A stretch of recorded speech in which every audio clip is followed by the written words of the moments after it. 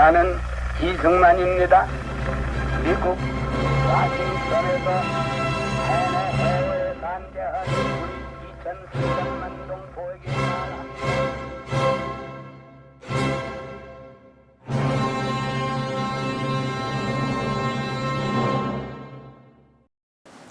여러분 안녕하십니까? 국부 이승만 바로 알기를 위해서 저희 KJTV가 시리즈로 보내드리고 있는 이 시간, 이승만은 한국을 소개하고 일본의 침략 야욕을 폭로했습니다. 청중들은 대체로 그의 강연에 호응했지만 호응의 정도는 내용에 따라서 판이하게 달랐습니다. 알려지지 않은 나라 조선의 신기한 이야기에는 호기심의 귀를 기울였고 기독교 선교에 관한 내용에 저는 감동을 받기도 했습니다. 하지만 미국인들이 보기에 동양의 작은 나라 섬나라에 불과했던 일본이 거대한 대륙을 가진 중국을 위협한다는 것은 비현실적이었다. 미국 앞에서 더없이 순정적인 일본이 나중에 미국까지도 위험에 빠뜨리게 될 것이라는 이승만의 주장은 웃음을 자아내게 하는 어이없는 소리였습니다. 훗날 이승만의 예언적인 강연은 모두 사실로 입증되었지만 당시는 그것은 너무나 먼 얘기였습니다. 네, 이승만은 1904년에 말에 미국으로 가서 이제는 여태까지 국내에서 활동과는 달리 활동의 범위가 훨씬 넓어졌습니다. 그리고 이제는 언론인 이승만이라기보다는 그 독립운동가, 정치가 이렇게 그 활동 범위를 훨씬 넓혔죠. 그리고 이제 1905년 1월에 미국 조지 워싱턴 대학에 입학해가지고 1907년 6월에 졸업을 합니다. 그리고 1907년 9월에는 하버드 대학에 입학해서 석사 과정을 밟습니다. 그리고 이제 하버드 대학의 석사를 마치고 1910년 6월에 프린스턴 대학에서 박사학위를 받았습니다. 미국에서도 그 최인류 대학에서 학위를 마치고 이제 다시 이제 귀국을 해서는 YMCA의 학감이 되는데 뭐 학감을 길게 하지는 않습니다. 그리고 미국에서 활동하는 동안에 1908년 3월 4일자 공립신보, 우리 교포들이 발행하던 신문입니다. 거기에 재미 한인 전도라는 글을 실었습니다. 뭐 그 전에도 아마 글을 실은 게 있을지 모르겠는데 제가 본 거는 그겁니다. 그거는 이제 이미 박사 학위를 마친 그러한 그 지식인 겸 개화운동가 또 독립운동가로서 이승만의 이름이 널리 알려지기 시작했던 때고 국제적으로 널리 알려지기 시작했던 때입니다. 거기 우리 한인들이 앞으로 좀 더 그 서로 힘을 합쳐서 단일된 단체를 만들어 가지고 통합을 하자, 이런 이야기입니다. 그래야 우리가 이제 독립운동을 훨씬 더 효율적으로 진행을 할 수 있다는 것이 뭐 당연한 얘기이기도 하지만은 이승만 같은 그런 중량감이 있는 독립운동가, 명망가가 이런 글을 썼다는 것이 상당히 의미가 있는 것 같습니다. 그리고 신문도 샌프란시스코에서 공립신보가 있었고 또 그것이 대동공보라는 신문도 있었고 이렇게 해서 그 신문도 좀 하나로 해서 앞으로 조금 더 힘있는 그런 목소리를 교포들이 내기를 바랐던 겁니다.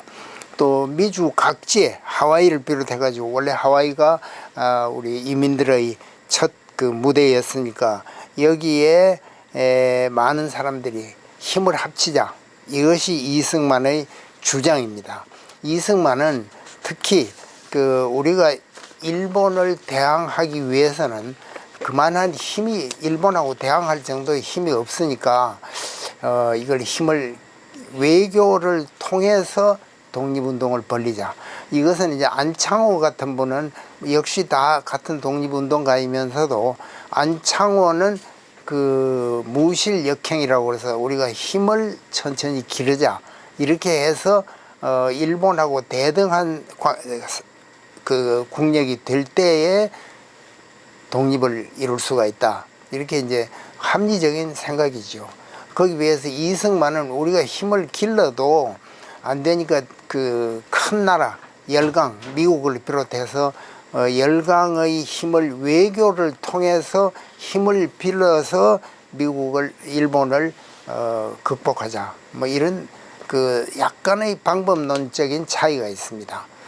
그래서 이승만은 시종 일관 그러한 주장을 하고 있었고 또 한편에 미국에는 그 우리가 무력으로 일본을 그 이기자 하는 생각에서 가령 뭐 박용만 같은 사람의 그 무력을 통한 그 군인을 말하자면 모집하기도 하고 또 이제 그 윌로우스라는 항공학교도 있었습니다.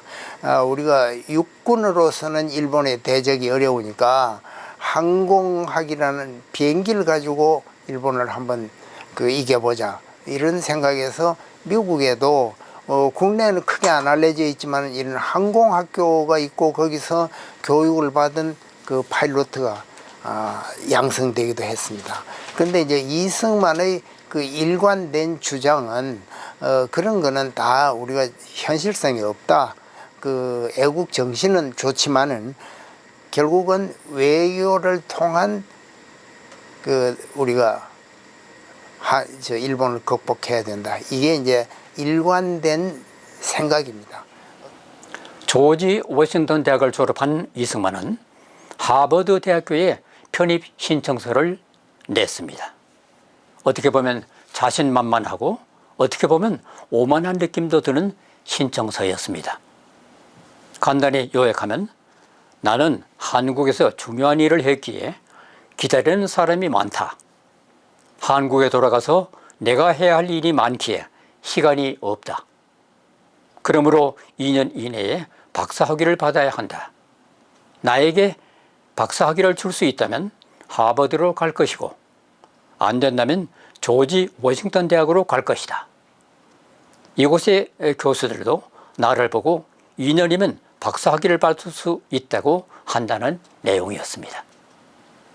보기 드문 동양 유학생인데다가 투옥과 기독교 선교 등 예사롭지 않은 경력에 끌려서인지 아니면 학생들의 의견을 존중하는 인격 때문인지는 확인할 수는 없지만 말도 안 되는 것 같은 이승만의 편지를 받고 하버드 교수들은 회의를 거쳐서 답장을 보냈습니다.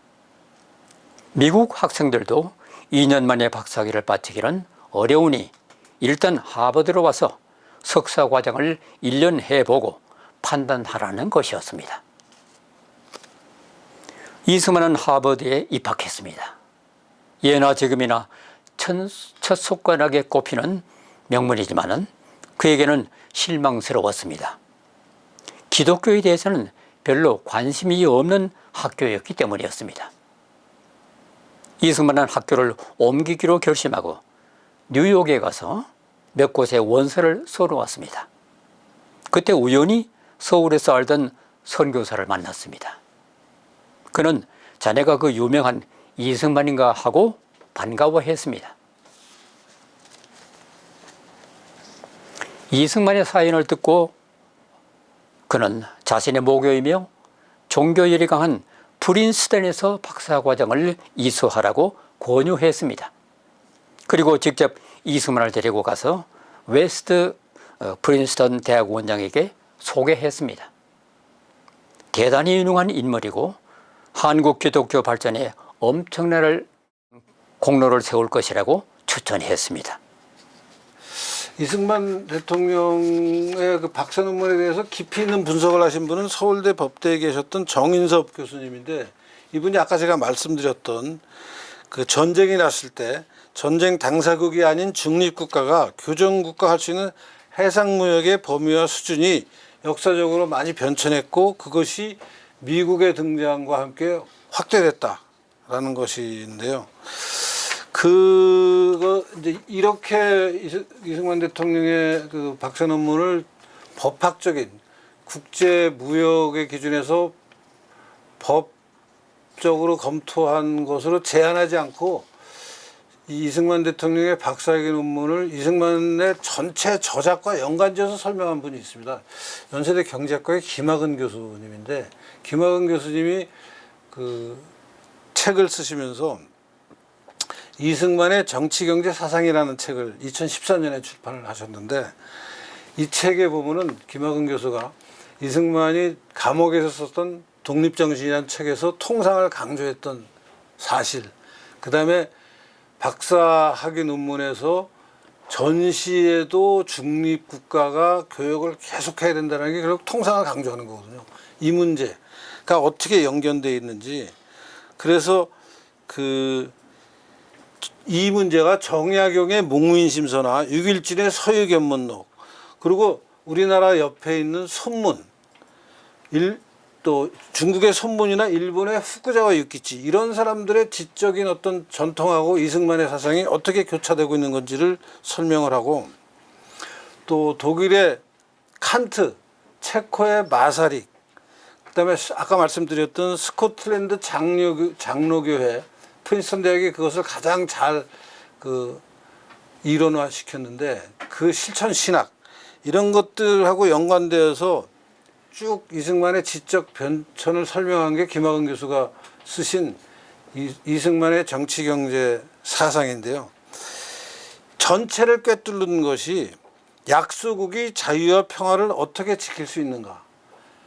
약소국이 자유와 평화를 지키려면 교역을 활성화해야 되고, 그 교역이 활성화돼야 된다는 건 이승만의 젊은 시절에 썼던 그 감옥에서 썼던 독립정신부터 박사 논문, 그리고 또 나중에는 1941년에 쓰는 재팬 인사이드 아웃까지 일관되게 관통하는 이승만의 사상이다. 그리고 그것이 결국 우리나라를 건국하는 자유민주주의 사상하고 연결이 된다라는 걸 아주 잘 분석을 해 주셨습니다. 그래서 제가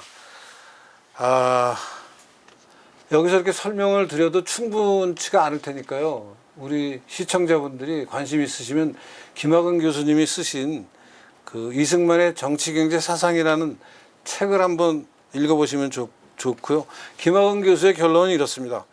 이승만의 학위 논문은 첫 번째, 실학으로부터 출발한 독립정신의 통상 부분을 학문적으로 심화 발전시켰고, 두 번째, 구미 사상 가운데 스코틀랜드 계몽주의 실천신학과 칸트의 영구평화론을 계승한 미국의 외교 노선을 추적했고, 세 번째, 미국 외교 노선에 어울리는 독립 승인의 국제적 조건이 무엇인지를 탐구했고, 네 번째, 미국의 외교 원리와 일본의 외교 원리가 충돌할 수밖에 없음을 재팬 인사이드 아웃에서 예측했고, 잠들어 있는 칸트의 미국을 일본 내막기를 통해 흔들어서 미국 사람들한테 경종을 울렸고, 처음에는 믿지 않다가 일본이 진주만 전쟁을 일으키면서 미국 사회 전체가 이승만에 대해서 재인식하게 되고 이승만의 주가를 올리게 됐죠.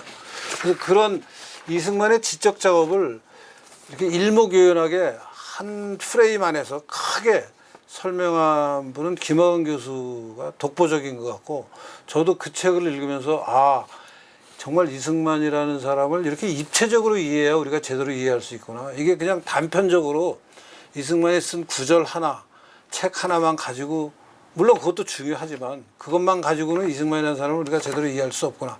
그래야지만 이승만이 그 어려운 과정을 거치면서 대한민국이라는 나라를 이 악조건 속에서 자유민주주의 국가로 건국하는 그 지적 배경을 100% 이해할 수 있다는 생각이 들어서 시청자 여러분께 강력히 추천드립니다. 김학은 교수님의 책을 읽어주시면 큰 도움이 될 겁니다.